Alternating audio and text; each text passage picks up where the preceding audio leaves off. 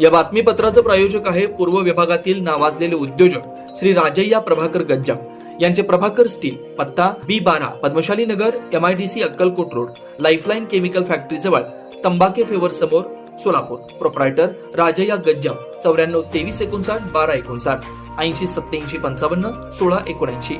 हल्ली सर्वत्र AI टेक्नॉलॉजीचा गवगवा ऐकायला मिळतोय. गेल्या महिन्यात महाकुंभ मेळाव्यात भारताचे माजी राष्ट्रपती डॉक्टर अब्दुल कलाम आझाद यांच्यासह जगातील प्रमुख व्यक्ती महाकुंभ मेळाव्यात महास्नान करतानाचे दृश्य पाहिले. हे पाहिल्यानंतर आता आंध्रातील एका मुलाच्या लग्नात चक्क स्वर्गवासी झालेले पिता कार्यक्रमात सहभागी होऊन मुलांबरोबर भोजन, गळाभेट आदी कार्यात सहभागी झाले. या दृश्यावरून आधुनिक तंत्रज्ञानाचा चमत्कार म्हणता येईल.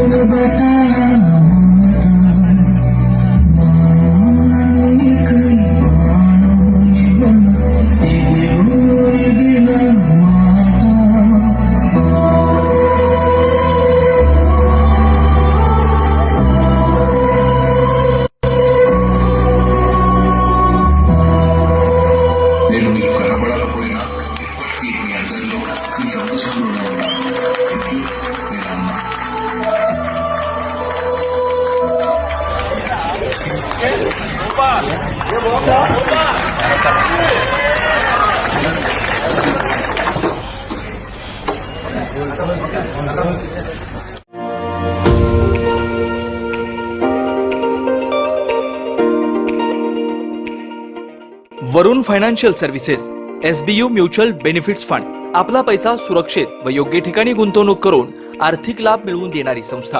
गेल्या 3 वर्षापासून सोलापूर, महाराष्ट्रासह आंध्र, तेलंगणा, कर्नाटकातील गुंतवणूकदारांना आर्थिक साक्षरता बनवत योग्य मार्गदर्शन. वरुण फायनान्शियल सर्व्हिसेस अधिकृत सेवेच्या नियमानुसार association of mutual fund in India नोंदणीकृत mutual fund distributor Vijaykumar Ankam यांच्याकडून गेल्या 18 वर्षापासून गुंतवणूकदारांना फायदेशीर आणि योग्य मार्गदर्शन. मागील 44 वर्षामध्ये अनेक वेळा मार्केट अनेक कारणामुळे कोसळलेला आहे, पण थोडंसं मार्केटला वेळ दिला तर ते परत रिकवर होऊन चांगला रिटर्न दिलेला आतापर्यंतचा हा मार्केटचा अनुभव आहे. त्यामुळे म्युच्युअल फंडामध्ये जरी जोखीम असलं तरी आपल्याला चांगलं रिटर्न्स मिळू शकतात. सल्ला प्रत्येक महिन्यात गुंतवणूकदारांना योग्य मार्गदर्शनासाठी आर्थिक जागरूकता अभियान शिबिराचं आयोजन. गुंतवणुकीत आर्थिक परतावा आणि विविध फायनान्शियल कर्जाची सोय. प्रायव्हेट कंपनी, ट्रस्ट, देवस्थान, शाळा, महाविद्यालय, पतसंस्था, बँकेतील आर्थिक गुंतवणुकीसाठी योग्य मार्गदर्शन.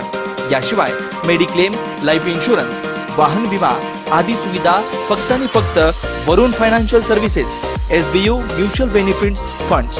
संपर्क विजयकुमार अंकम. मोबाईल क्रमांक 92 26 38 92 92. शाखा number 1 government polytechnic, Gurram hospital जवळ, सोलापूर. शाखा number 2 SBU mutual benefits fund, Kanale complex, state बँकेसमोर, सोलापूर.